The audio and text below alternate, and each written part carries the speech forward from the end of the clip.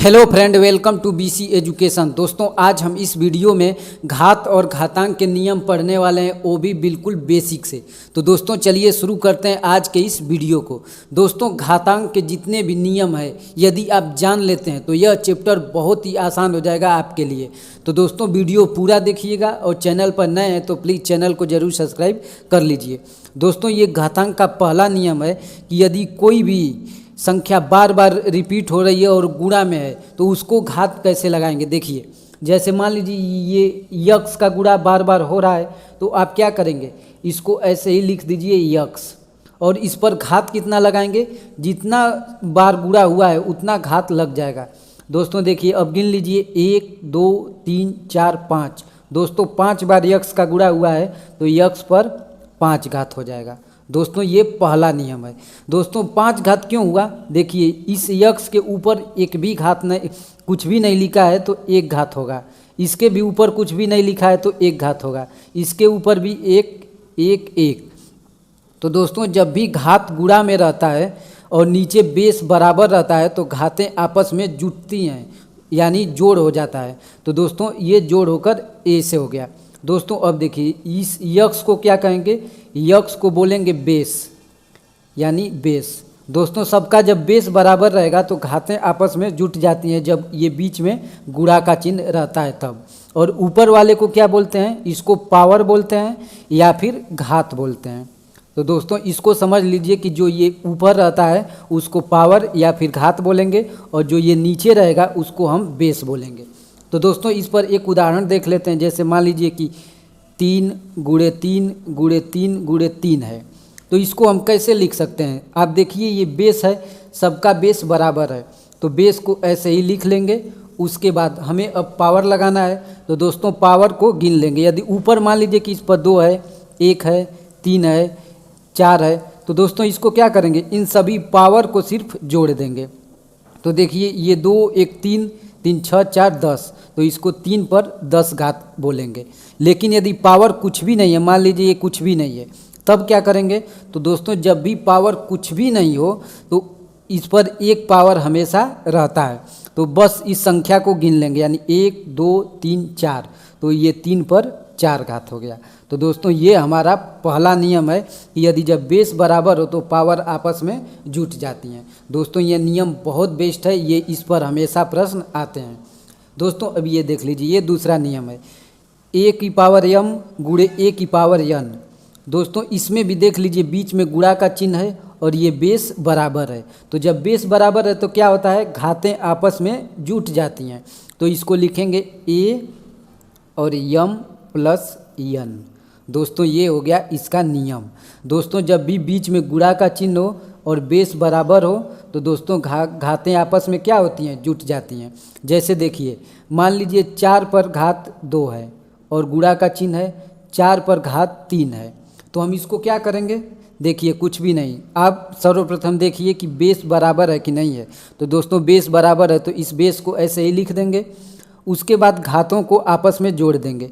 तो घात ये 2 है और प्लस 3 है, तो ये 4 पर 3 2 5 घात हो जाएगा।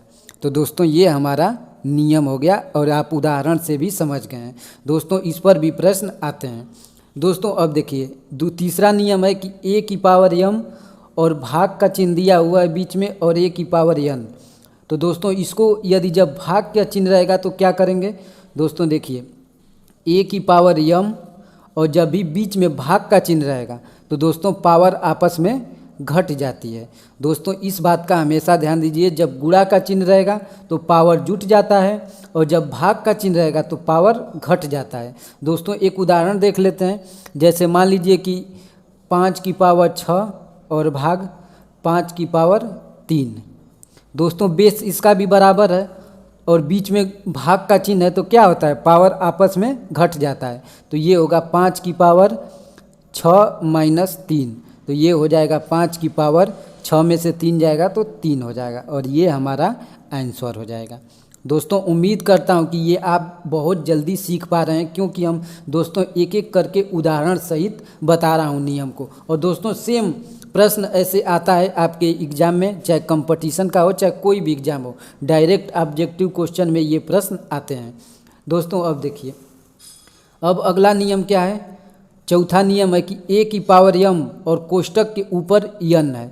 दोस्तों यदि इस टाइप का प्रश्न आ जाए तो आप कैसे हल करेंगे, ये नियम भी बहुत ही महत्वपूर्ण है। दोस्तों देखिए, जब भी घात के ऊपर घात हो तो दोस्तों ये घात क्या होगा, गुणा में है, क्योंकि यहाँ पर कोई भी चिन्ह नहीं है तो गुणा में होगा। तो दोस्तों घातें आपस में गुणा हो जाती हैं, तो ये हो जाएगा ए की पावर यम इंटू यन। दोस्तों ये जब भी कोष्टक के ऊपर यदि घात रहेगा तो ये दोनों घातें आपस में गुणा हो जाती हैं। जैसे एक हम उदाहरण देख लेते हैं कि 5 की पावर 3 और ऊपर 2 घात है। तो दोस्तों ऐसे रहेगा तो आप क्या करेंगे, सीधे सीधे 5 और ये दोनों आपस में गुणा हो जाएंगे, यानी 3 गुणे 2 यानी 5 की पावर 6 हो जाएगा। लेकिन दोस्तों इसमें एक और नियम आता है, जैसे इसको हम बाद में चर्चा करेंगे, यहाँ पर लिख रहा हूँ। जैसे मान लीजिए ए की पावर यम और यन, यानी बीच में ये कोष्टक नहीं रहेगा, तो इसको कैसे हल करेंगे दोस्तों, इसको हम लास्ट में बताएंगे। वीडियो में बने रहिए, ये सबसे महत्वपूर्ण प्रश्न है। बच्चे इसी दोनों में कन्फ्यूजन होकर और प्रश्न को गलती कर देते हैं। तो दोस्तों इसको आप समझ गए कि यदि कोष्टक के ऊपर पावर रहेगा तो पावर आपस में गुणा हो जाता है, लेकिन यदि ऐसे आ जाए तो इसको कैसे हल करेंगे, वीडियो के लास्ट में ज़रूर देखिएगा। दोस्तों अब देखिए, ये 5वां नियम है कि ए बटा बी की पावर यन है। तो दोस्तों इसको कैसे लिखेंगे, दोस्तों देखिए, यदि पावर तो एक में लगा है, लेकिन हम इसको ऐसे भी लिख सकते हैं, ए की पावर यन बटा में बी की पावर यन। यानी दोस्तों ये कोष्टक के बाहर यदि पावर लगा रहता है तो ये समझ जाइए कि ये दोनों पर पावर रहता है। जैसे देख लीजिए, मान लीजिए 3/4 है और इसका पावर 2 है, तो हम इसको क्या लिखते हैं, 3 की पावर 2 बटा में 4 की पावर 2। दोस्तों इसी को हम ऐसे भी लिख सकते हैं। तो दोस्तों ये 5वां नियम है और बहुत ही महत्वपूर्ण है। दोस्तों अब देखिए 6वां नियम, ए बी की पावर यन, यानी दोस्तों ये गुणा में है, तो इसको हम कैसे लिख सकते हैं, इसको तोड़कर भी तो लिख सकते हैं, ए की पावर यन गुणे बी की पावर यन। दोस्तों इसको ऐसे भी हम लिख सकते हैं। जैसे देखिए, मान लीजिए 12 की पावर 2 है, तो हम इसको कैसे लिख सकते हैं, इसको तोड़ भी सकते हैं। जैसे मान लीजिए 2 गुणे 2 गुणे 3, इसका अंदर गुणा कीजिए, 2 दूना के 4 तिहाई 12। दोस्तों ये 12 हो गया, तो इसको हम ऐसे भी लिख सकते हैं, 2 की पावर 2 गुणे 2 की पावर 2 गुणे 3 की पावर 2। दोस्तों इसी को हम ऐसे भी लिख सकते हैं। वहीं इसका नियम है कि यदि बीच में अंदर गुणा का चिन्ह है और पावर 1 दिया हुआ है तो हम उसको गुणनखंड करके पावर को सेम कर सकते हैं। दोस्तों ये 6वां नियम था। अब चलते हैं 7वां नियम पर। दोस्तों देखिए, ये 7वां नियम है कि ए पर माइनस यन। दोस्तों यदि ऐसे रहे तो हम कैसे इसको हल करेंगे, देखिए इसको ऐसे भी लिख सकते हैं कि 1/a की पावर यन, यानी ये माइनस में यदि पावर रहेगा तो उसको प्लस में करने के लिए बटा में नीचे लिख देंगे तो वो प्लस में हो जाएगा। तो दोस्तों जैसे एक उदाहरण देख लेते हैं कि मान लीजिए कि 14 पर -7 है, लेकिन हमें इसको प्लस में बदलना है, तो हम क्या करेंगे, देखिए इसको लिखेंगे 1/14 और ये ऊपर 7 घात लगा देंगे। तो दोस्तों ये हमारा आंसर हो जाएगा। ये दोस्तों ये भी बहुत महत्वपूर्ण नियम है कि यदि ए की पावर माइनस में रहेगा तो उसको प्लस में बदलने के लिए हम उसको बटा में नीचे लिख देंगे तो वो प्लस में हो जाएगा। दोस्तों अब ये देखिए 8वां नियम, ए बटा बी पर माइनस यक्स है। तो दोस्तों इसको कैसे करेंगे, यदि इसको पावर को प्लस में करना है तो क्या करेंगे, इसको चेंज कर देंगे। मान लीजिए ए बटा बी की पावर माइनस यक्स है और इसको हमें प्लस में बदलना है तो इसको उल्टा कर देंगे, यानी बी बटा ए और ये पावर यक्स हो जाएगा। तो दोस्तों इस बात का हमेशा ध्यान दीजिएगा, यदि पावर माइनस में है और प्लस में करना होगा तो उसको पलट देते हैं। जैसे एक उदाहरण ले लेते हैं, 3/4 पर -4 पावर है। यदि ऐसा ज़रूरत आ गया प्रश्न हल करते समय कि हमें इसका पावर प्लस में लेना है और बेस यदि समान करने के लिए यदि इसको पलटना पड़ जाए तो इसको हम लिखेंगे 4/3। जब इसको पलट देने के बाद ये जो घात है वो प्लस में आ जाता है, यानी ये 4 हो जाएगा। तो दोस्तों ये भी नियम बहुत ही महत्वपूर्ण है। जब भी घात यदि माइनस में रहे, यदि प्लस में लिखना है तो इसको पलट देते हैं। दोस्तों अब देखिए ये दोनों नियम तो बहुत ही महत्वपूर्ण है। दोस्तों यदि ए की पावर माइनस ए है, बेस माइनस में है और पावर यदि इवन यानी सम संख्या है तो ये क्या होता है, देखिए जैसे मान लीजिए कि एक है और ये ऊपर 2 यानी सम संख्या है, तो ये क्या हो जाएगा, ये बस ए बच जाएगा, ए की पावर 2 यानी ये प्लस में हो जाएगा। दोस्तों यदि पावर के बेस के ऊपर सम संख्या है तब तो ये माइनस हट जाता है, यदि बेस के ऊपर ऑड यानी विषम संख्या है तो दोस्तों ये नहीं हटता। देखिए इसको हम सिद्ध करके दिखा रहे हैं। दोस्तों देखिए मान लीजिए कि -4 है और इसका पावर 4 है, तो दोस्तों ये क्या होगा, ये सीधे सीधे 4 की पावर 4 हो जाएगा, यानी माइनस हट जाएगा। क्यों हटेगा, देखिए मान लीजिए कि ये -4 के ऊपर 4 पावर है, यानी 4 के ऊपर 4 बार गुणा है, जो पहला नियम बताए थे उसी पर आधारित है। तो हम इसको कैसे लिख सकते हैं, -4 गुणे -4 गुणे -4 गुणे -4। दोस्तों इसका मतलब यही हो गया। तो ये प्लस में कैसे आया वही मैं बता रहा हूँ। देखिए ये माइनस और माइनस का गुणा करेंगे तो प्लस हो जाएगा, तो ये प्लस हो गया। फिर +4 और -4 का गुणा करेंगे तो -4 होगा, और दोस्तों -4 और -4 का गुणा करेंगे तो प्लस का 4 हो जाएगा, और 1 2 3 4 है तो 4 पर 4 घात हो जाएगा। दोस्तों इसीलिए ये प्लस का आता है। यदि किसी भी बेस के ऊपर यानी घात प्लस में हो यानी इवन हो तो हमारा घात प्लस में हो जाता है, भले ही ये बेस माइनस में हो। तो इसको हमेशा ध्यान रखिएगा, ये इस पर भी प्रश्न आते हैं।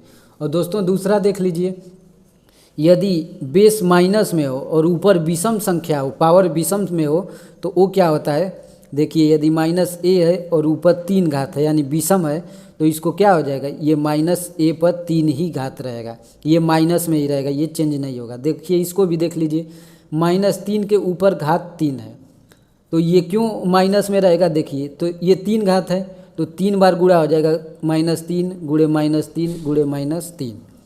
तो देखिए ये -3 का गुणा -3 में होगा तो माइनस माइनस प्लस हो जाएगा, लेकिन ये प्लस और माइनस में गुणा होगा तो क्या बचेगा, माइनस बचेगा। तो दोस्तों इसीलिए ये चिन्ह माइनस में ही रह जाता है, चेंज नहीं होता है, और इसमें दोस्तों चेंज होता है। तो इन दोनों में अंतर बहुत ही बढ़िया तरीके से आप उदाहरण देकर मैं समझा दिया हूँ। दोस्तों यदि समझ में नहीं आया तो प्लीज़ वीडियो एक बार और देख लीजिए। दोस्तों देखिए ये 2 बहुत महत्वपूर्ण है, ये 2 नियम तो और महत्वपूर्ण है। इसको तो मैं बोला था कि लास्ट में बताऊंगा, लेकिन ये भी बहुत महत्वपूर्ण है। देखिए a की पावर 0 का मतलब क्या होता है दोस्तों, a पर यदि कोई भी घात न हो तो उसको हम क्या मानेंगे, a की पावर 1। इसका हमेशा ध्यान रखिएगा। जैसे मान लीजिए 3 का कोई भी पावर नहीं है तो हम इस पर 3 की पावर 1 मान लेंगे। दोस्तों जैसा कि पहला नियम बताया हूँ कि 3 गुणे 3 गुणे 3 है, तो इसको हम क्या लिख सकते हैं दोस्तों, इस पर कोई भी घात नहीं है तो इसको 1 1 1 मानकर 3 की पावर 3 लिख सकते हैं। दोस्तों वही नियम ये है, यदि किसी भी बेस के ऊपर कोई भी घात नहीं है तो उस बेस के ऊपर 1 घात रहता है। तो दोस्तों ये इसका नियम है और बहुत ही महत्वपूर्ण है। दोस्तों अब इसको देख लीजिए, a की पावर n और n की पावर m। तो दोस्तों इसका क्या हो जाएगा, दोस्तों ये भी बहुत आसान है। देखिए मान लीजिए कि 3 की पावर, मान लीजिए 2 की पावर 2 है और इसके ऊपर 3 है, तो इसको कैसे हल करते हैं, आप डायरेक्ट करेंगे, ये 2 और 3 दूना के 6 यानी 2 की पावर 6। लेकिन दोस्तों ये गलत हो जाएगा, ये सही नहीं है। इसको कैसे करेंगे दोस्तों, ये तब सही होता है जब ऐसे रहता तब, यानी पावर के ऊपर पावर फिर ऐसे कोष्टक में उसके ऊपर पावर, तो ये सही हो जाता। लेकिन यदि ये 2 की पावर 3 ऐसे रहता तो ये सही नहीं है। तो इसको ऐसे प्रश्न को कैसे हल करेंगे, देखिए पहले पावर के ऊपर जितना पावर है इसमें गुणा कर लेंगे, तो ये ऐसे हो गया 2 की पावर 3। इस अभी इतना को हल कर रहे हैं, 2 की पावर 3, तो ये क्या बन जाएगा, 2 गुणे 2 गुणे 2, 3 बार हो गया। तो इसका गुणा करेंगे, 2 दूना के 4 दूना के 8 यानी 2 की पावर 8 हो गया। और दोस्तों ये हमारा आंसर हो गया। तो दोस्तों इसमें, दोस्तों देखिए एक बार यहाँ फिर समझ ली, इसमें और इसमें आप अंतर समझ गए होंगे। यदि इस तरह कोष्टक में रहेगा तो पावर गुणा हो जाता है, यदि ऐसे रहता है तो पहले इसकी पावर जितना है गुणा होगा, उसके बाद इसको हल किया जाता है। तो इन दोनों में अंतर समझ गए होंगे। तो दोस्तों उम्मीद करता हूँ कि घातांक का नियम आपको समझ में आ गया होगा। दोस्तों यदि समझ में आ गया है तो प्लीज़ चैनल को ज़रूर सब्सक्राइब कर लीजिए।